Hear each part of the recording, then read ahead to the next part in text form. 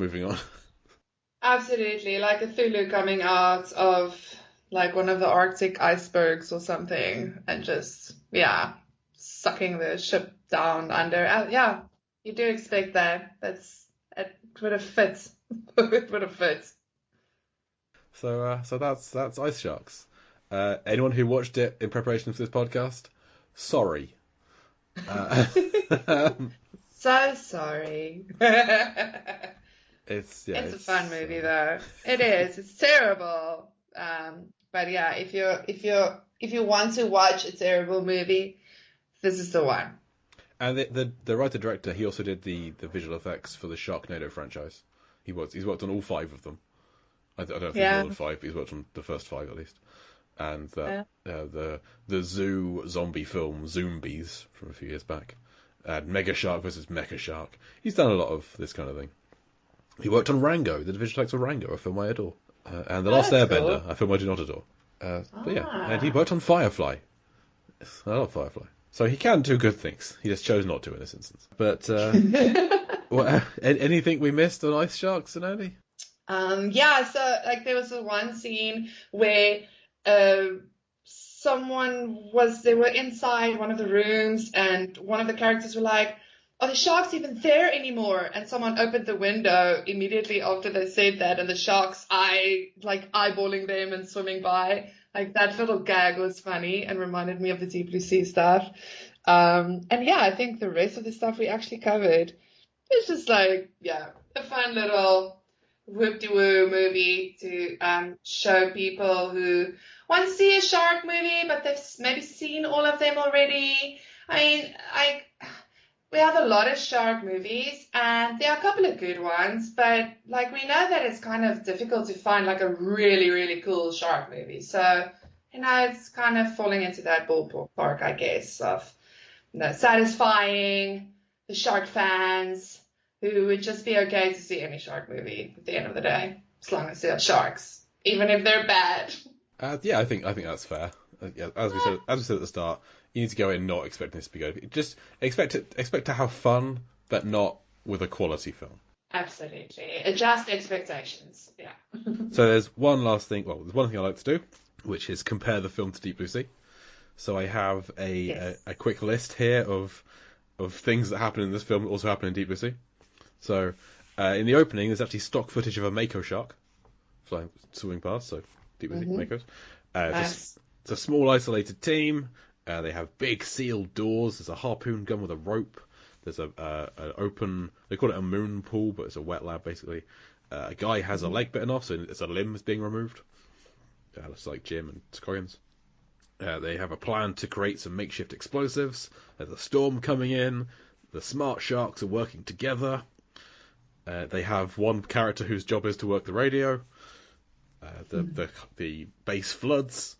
There's a plan to electrocute some sharks by standing on some boxes. Closing a door whilst underwater.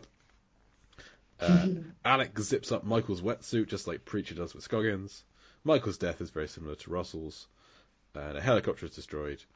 But like Deep Blue Sea 2, there's they shoot some flares at a shark, and also there's whole scenes that are just red. Just like in Deep Blue Sea 2 with the corridor scenes all bathed in one colour. I love it. So quite a lot similarities plot-wise to Deep Blue Sea. And I like to think that they called Michael as a tribute to Rappaport. I hope so. And I hope so too.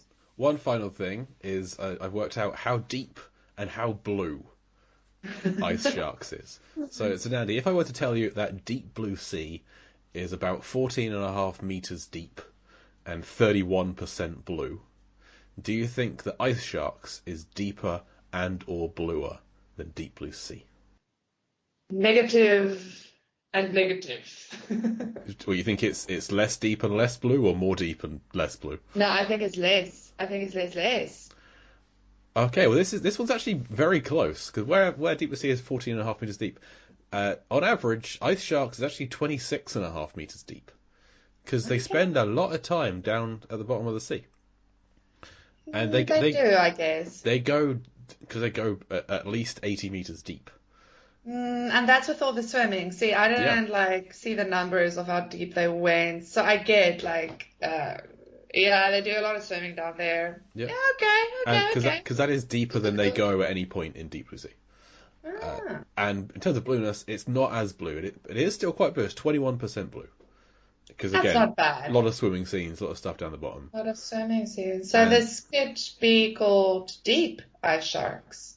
It could well indeed. Deep, slightly blue ice sharks would be a name I would be okay with.